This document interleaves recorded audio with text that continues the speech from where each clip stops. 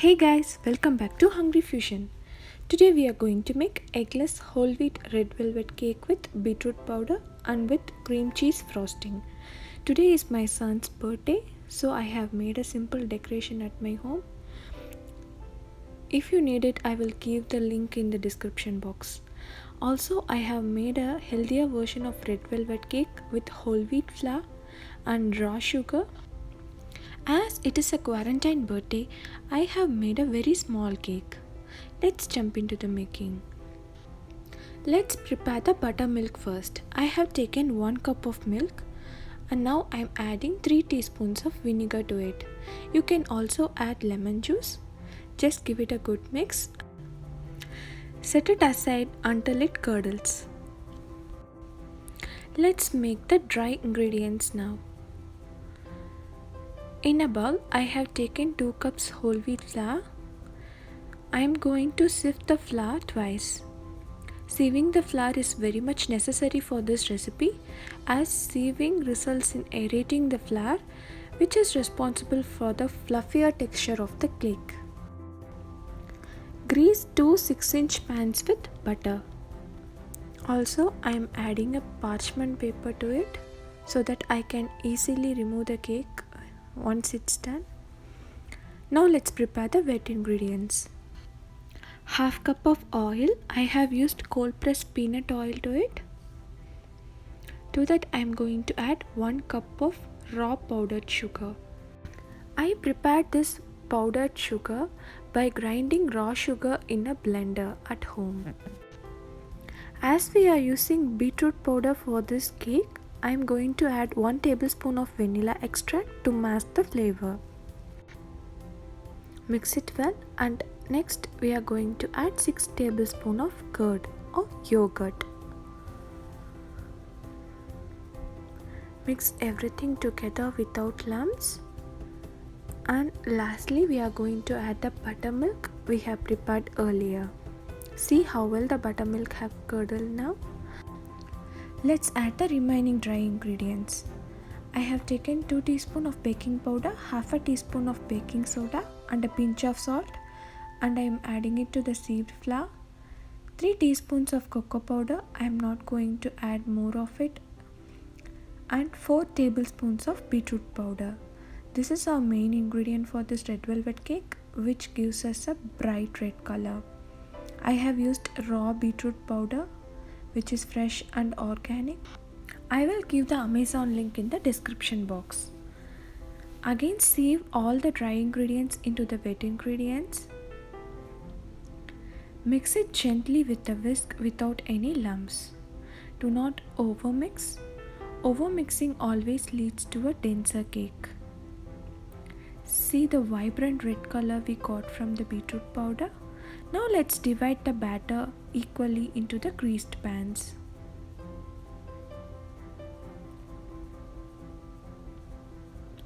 Tap it twice to remove the air bubbles in it. Now let's bake the cakes in the preheated oven at 355°F for 35 minutes. And once done, the cure inserted comes out clean. Adjust the baking time according to your oven. Let it cool down completely before doing the frosting. I have refrigerated the cake overnight to make sure it had cooled down completely. And the next day, I am going to trim the doomed part of the cake to make it even. I want even layers for the cake, so I am just cutting it out. I am going to use the leftover part of the cake for the decoration. And now let's make our cream cheese frosting. Add 1 stick of butter, that is half a cup of butter, into a bowl. You can use half of the butter only if you want. And I am adding 8 ounces of cream cheese. Make sure they are at room temperature. Whisk it once. And then I am going to add 2 cups of raw powdered sugar I have prepared earlier. Add little by little and mix it well. Now I am adding 1.5 teaspoons of vanilla extract. Scrape the sides of the bowl when needed with a spatula.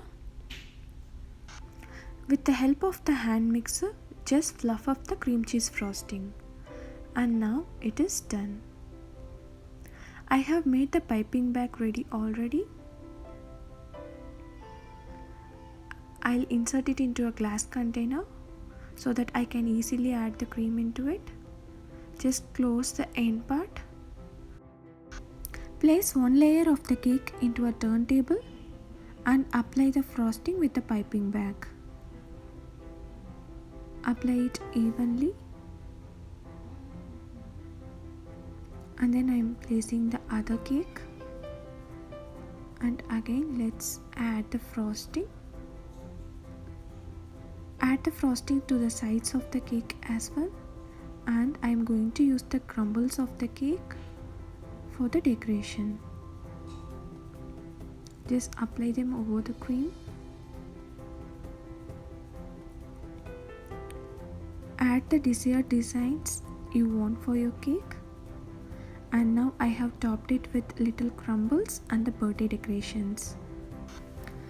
The cake turned out absolutely delicious, and you cannot differentiate it from the regular red velvet cake. It masks the flavors of beetroot and whole wheat flour completely. Refrigerate the cake at least for 30 minutes for the frosting to set.